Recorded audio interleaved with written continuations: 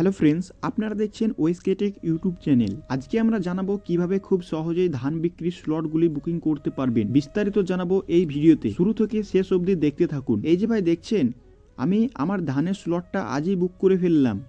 অনেকেই আমাকে জিজ্ঞাসা করেছেন, ভাই আমরা তো অ্যাপ খুললে দেখি সিট খালি নেই, আপনি পান কিভাবে? দেখুন, ধান ফলানো যেমন একটা কৌশল, সরকারি পোর্টালে সেই ধান বিক্রি করাটাও একটা ছোট্ট কৌশল। আপনি যদি শেষ মুহূর্তের জন্য বসে থাকেন তবে কিন্তু সিট পাবেন না। এবার ভালো করে শুনুন কিভাবে খুব সহজেই আপনিও সিট বুকিং করতে পারবেন। প্রথম কথা হলো, ধান বিক্রি কবে শুরু হবে তার 3 থেকে 4 দিন আগেই কিন্তু স্লট বুকিংয়ের পোর্টাল বা অ্যাপ খুলে দেওয়া হয়। আপনি রোজ সকালে একবার করে সরকারি অ্যাপ যেমন আমার ধান বা খাদ্যসাথী অ্যাপ চেক করবেন। খবরটা পাবেন আপনার এলাকার কৃষি অফিস বা পঞ্চায়েতে।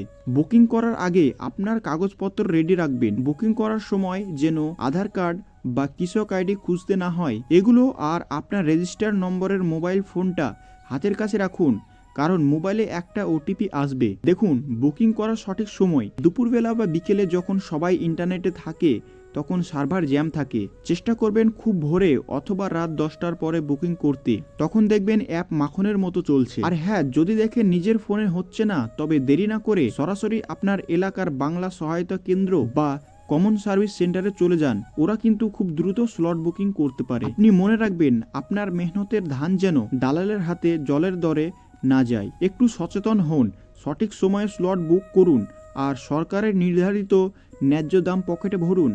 তথ্যটি ভালো লাগলে অন্য কৃষক ভাইদের সাথে শেয়ার করুন। চাষি বাঁচলে দেশ বাঁচবে। ভালো থাকবেন সবাই, ধন্যবাদ।